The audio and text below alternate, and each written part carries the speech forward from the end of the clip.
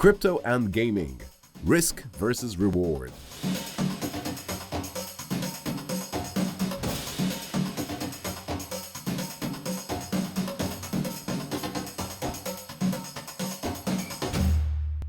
And now we have an amazing speaker, a great friend of mine. He travels the world. We are in Dubai together. We're in South Africa together, and he's here on stage in Brazil. So please give a round of applause, everyone, for Cal Evans, the managing associate at Gresham International. He's going to be discussing crypto and gaming, risk versus a reward. So Cal, take it away. Round of applause, everyone, for Cal. Good morning, guys. Thanks, darling. Thank you, Lily. Well, good morning, everybody. I just checked. It's still morning. Happy Thursday. How's everybody? Are we having a good time? Good. Come on, once more with feeling. I'm not your therapist, but I'll be your friend. Are we having a good time? There we go. Okay, cool. All right. So I promise you, crypto and gaming, risk versus reward. I'm going to try and make this as interesting as I can for you. We've got 13 minutes and 53 seconds together. I promise you I'll try and make it worth your time. Let's kick off. I don't know which button does which, so I'm going to roll the dice. Hey, okay, all right. So let's kick off about me. One of my least favorite topics to talk about. I'm the managing associate of Gresham International. We are a legal and compliance firm. I am a lawyer. And for those of you who don't know me, I'm looking forward to getting to know you. For those of you who do know me, keep quiet. You don't need to say anything. I'm the author of The Little Book of Crypto, wrote it back in 2019. I'm an advisor to several governments and regulators, working currently with the FCA as part of their roundtable initiative. That's the UK FCA, through the British Blockchain Association. Writer for industry publications, Cointelegraph, Crypto Slate, Crypto Daily. I'm crypto patent owner. I always tell people, put your money where your mouth is. If you think of an idea, if you build it, patent it. Why not, right? And surprisingly enough, I'm a speaker, but I don't know if you can see that all the way down there. Housekeeping. So I always have to say this at the beginning of every speech. I am a lawyer. I am not your lawyer. So anything I say is not legal advice. You can't go back and say, well, Cal said it, I can do it. And nothing in this presentation is legal or financial advice. Sometimes I try and get crowds to say that is not legal or financial advice. It's funny how many people don't engage.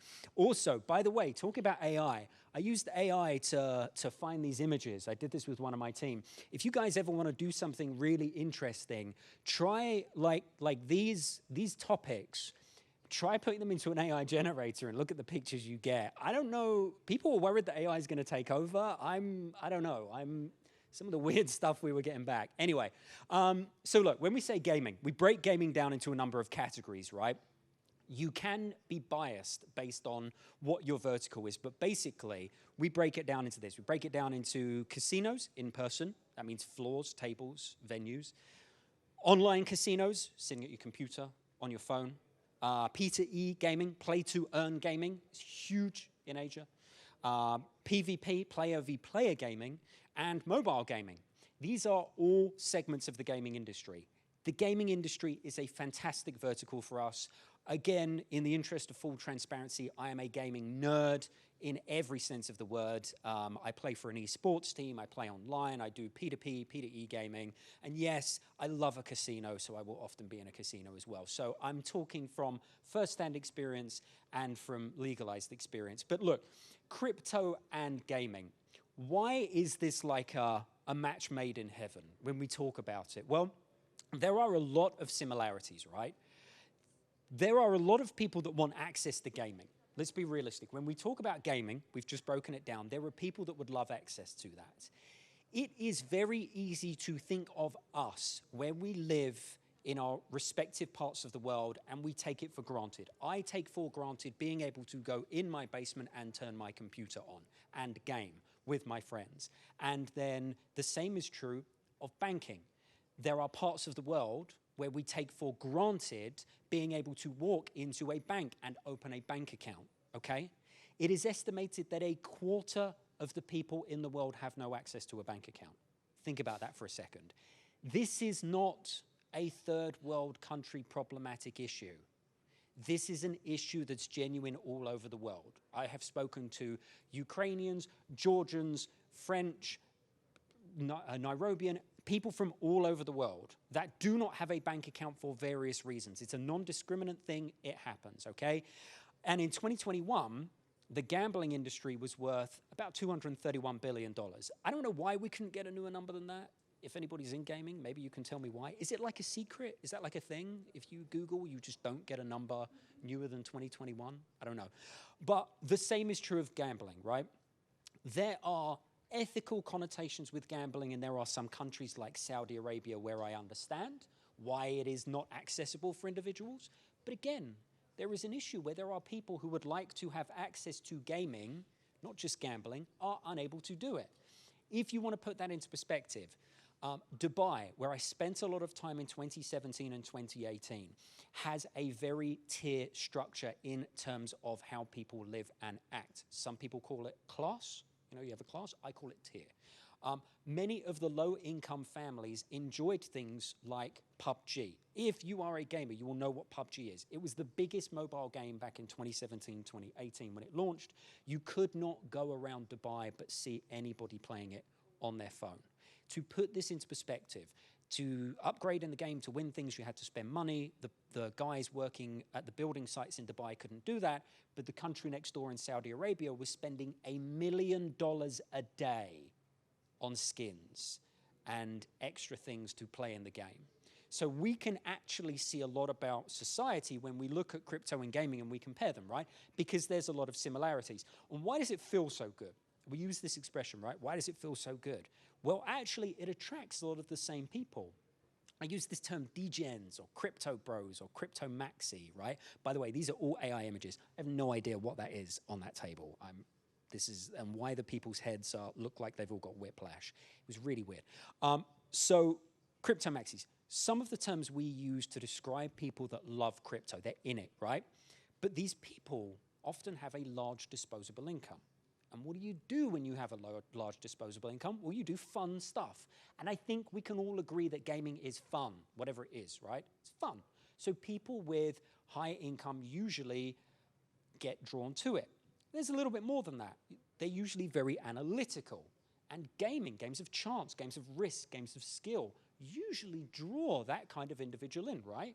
Let's draw a comparison. Let's talk about the adrenaline rush, if you will, or the dopamine hit. Me making money on my laptop while I'm trading gives me the same hit as me getting a winner-winner chicken dinner when I'm playing online. It's a dopamine hit. I want that hit.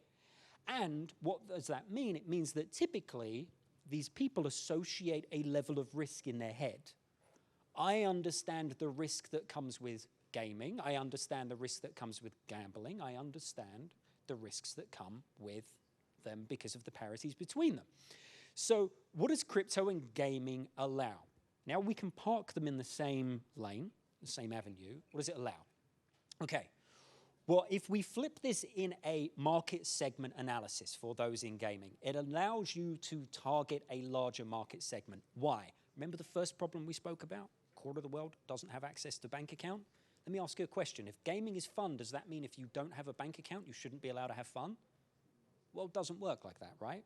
So crypto begins to allow you to get around that. You can attract a larger market segment. There are no issues with foreign exchange. Anybody who's ever worked in foreign exchange will tell you how volatile those markets are, how cumbersome those markets are, how difficult it is to benchmark one currency against another when you're licensed in one country, but your clients are based in another, and you have to trade it in, and you have to exchange it out. There isn't that issue. There are no third-party fees. I'm sorry to say this because I know some of you guys are payment processors and all of the various third parties that we see, but actually, except the chain, you could be very native and just accept crypto directly. You don't need a payment service provider. There's no reliance on those payment service providers. And you can build your own. Let's take it from a layer 1. We accept crypto to a layer 2. We actually have our own crypto, right? Now, what does that sound like? Why is that important? Well, if we put that in a casino context, it's kind of like chips in a casino, right? If we put that in a gaming context, it's kind of like bonus. If we put that in a rewards context, it's kind of like rewards. You have the ability to build your own. And what does that do? Well, it makes payouts easier. It's easier to generate that payout. One of the biggest concerns for any gaming operator is the payouts. It is not attracting customers. It is not retaining customers. That is the stuff your marketing team should be doing day in and day out. The problem is, oh my God, our bank accounts are frozen and I can't pay out our customers. That's the biggest concern of anybody in the gaming space. That doesn't become an issue because, remember, not your keys, not your crypto, right? You can send it through to people. And there are no clawbacks. The second annoying thing, being a gaming operator, it doesn't matter what you do in the gaming space, is those credit card clawbacks. Who's in the gaming space that's ever had to deal with credit card clawbacks? Ooh, we got, okay, all right. I'm going to assume you're shy and nobody wants to admit it, but if you're not, there's a problem where somebody comes to your site or your game, racks up a huge bill, uses a payment service provider, and uses a credit card to pay for it. Great. They then go to the credit card provider and go, oh, my credit card was stolen because they lost. It's a clawback. The credit card company then comes after you for the money. It's a very big worry. It's easier to manage those. So all over, it's easier to manage finances. But what about the risks, right? Nothing's ever just, if it was all so good, everybody would be doing it, right? Would have been an obvious conversion. Well, the first thing is there's KYC and AML issues. That is know your client and anti-money laundering. This is a huge thing. Right now, this is a huge thing for anybody working in the digital asset space. KYC and AML is the #1 obstacle that you face. Do you have to undertake KYC checks? If you do, how do you do it? Most payment service providers, or a lot of them, will actually do they'll wrap it as a package, right? They'll ID the person before they verify the payment. The banking industry is built upon the concept of verification. Irony is the biggest blocker to stopping people from getting into is actually the biggest strength, right? It protects you, it protects everybody. If you're in any doubt of that, the United States Department of Justice have just announced that they would like CZ, the founder of Binance, to serve 36 months in prison. Okay, if you think money will get you out of it, it won't. If you think just being big will avoid it, it will not. Player verification issues, same problem, right? You've got to verify people, you've got to KYC them, you can't just allow people to show up. Esports and PvP, crypto is very open in that. What do we mean by this? Well, look, the PvP industry is a huge, it feeds into the play to earn gaming, right? Valorant, games like this, where you can make money on esports, where if you speak to people in the Philippines, if anybody's ever been there, you'll know that there's an ethos in their family that at least one of them should be doing some kind of side trading. That's now opened up to one of them should also be gaming. There's a huge gaming industry, and this creates the ability to basically attract more people, but it comes with the risk that those people are getting addicted, they're causing problems, and we call it the crypto stable, right? You're unstable when you're using crypto. That dopamine hit, I need it, I want it, I've got it. It's addictive like everything else.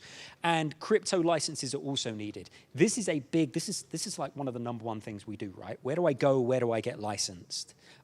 It's a hard thing to manage, it's a hard thing to mitigate, and it's very rudimentary, it's very hard to do. The timing issue, right? This is the #1 issue, and I know that I've got 2 minutes left, so bear with me while I go through this. The reason everybody doesn't jump on crypto is because there's a practicality implementation issue. There is an issue with putting crypto in a casino. It is called the timing issue. And that is when you have what's called latency, the time it takes to complete a transaction. If I send my Bitcoin to a casino or a game of chance, games of skill, games of risk, it doesn't matter. We know that the business model is high volume, right? High volume. Let's see how many rotations of the roulette wheel. Let's see how many spins of the dice we can get. Let's see how many cards we can draw. That's the money. But the problem is crypto doesn't work like that. And some of the legacy chains, including stablecoins, are very slow. Average time on a blackjack table to run a hand is what? On a good table? Anybody? 3.5 minutes. It's the target time, 3.5 minutes. It's about 3.5 minutes. Blackjack table, full blackjack table, 3.5 minutes. You cannot complete most crypto transactions in 3.5 minutes. And also, the volatility changes significantly in 3.5 minutes. That BTC I just put down is not worth the same by the time that hand has finished. That's a huge problem for a casino. Then we've got the time. So what we end up with, casinos dealt with this issue a very long time ago. They implemented the chip system, right? I chip in, I chip out. So you overcome the timing issue by developing your own crypto. Benefit, advantage. Still have to overcome the KYC, still have to deal with it. But this is why a number of casinos and gaming companies don't just allow you to use crypto, because the timing issue is a hugely problematic thing. Then accepting crypto, right? So let's say you want to do it. Let's say we make the steps. What do? Regulate, right? Number one, regulate. Obtain the type of licenses you need and where you want to accept crypto. You've gone through the process of being a regulated organization already, if you're a casino. You've gone through the process of actually building something tangible, if you are a game. Don't blow it all by just, no pun intended, well, yeah, pun intended, rolling the dice, right? And taking the chance. Go and get a license to operate as a crypto entity somewhere. Second, understand the type of crypto that you want to use. Are you going to build your own? Are you going to accept stable coins? Are you going to accept legacy coins? Legacy, Bitcoin, Ethereum, Litecoin, stable coins, USDT, USDC. Method of collecting. Are you going to allow people to directly put their wallet into your casino? MetaMask plugin, Phantom plugin. Can they plug directly in? Or do they need to use your wallet? And are they directly gambling with their tokens, or are you chipping them up like you would do anywhere else? You need to manage the timing issue. We spoke about that, right? You've got to manage that timing issue. How do you do it? Do you lock in the price? Do you make sure that their money's deposited and then use a quasi system, right? It's where you're back-ending the transactions. It's where they put the Bitcoin in, you lock in the price, and the transactions are back-ended. And you need to manage the earn issue. And what does that mean? Well, it means if I deposit 10 BTC, let me put it this way. If I deposited 10 BTC 5 years ago into a casino, how much was it worth then and how much is it worth now? Huge problem. Okay? And the cash out mode. How do you enable people to cash out? How do you deal with the fluctuations in price? How do you deal with the timing issue? How do you allow people to get it back into their wallet and into their custody, away from you? These are the steps to accepting it. None of it's easy, right? But there are casinos doing it. Some of the biggest casinos are decentralized, and they're in the metaverse. They're in other places. They implement it alongside play-to-earn games, okay? You can go right now on your computer and you can play in a decentralized casino by uploading crypto. They only accept crypto. They offer lots of games and lots of players. What do we mean by that? Well, crypto casinos are a dream that has done well on the whole, but they are a regulator's nightmare.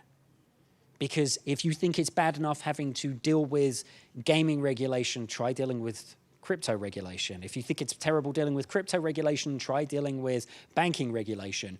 Trying to explain to your bank, your financial service providers, oh, we're a casino or we're a gaming company, makes them nervous. Have the same meeting and tell them you accept crypto. I promise you they close your account down quicker than this meeting or quicker than this presentation that I'm giving.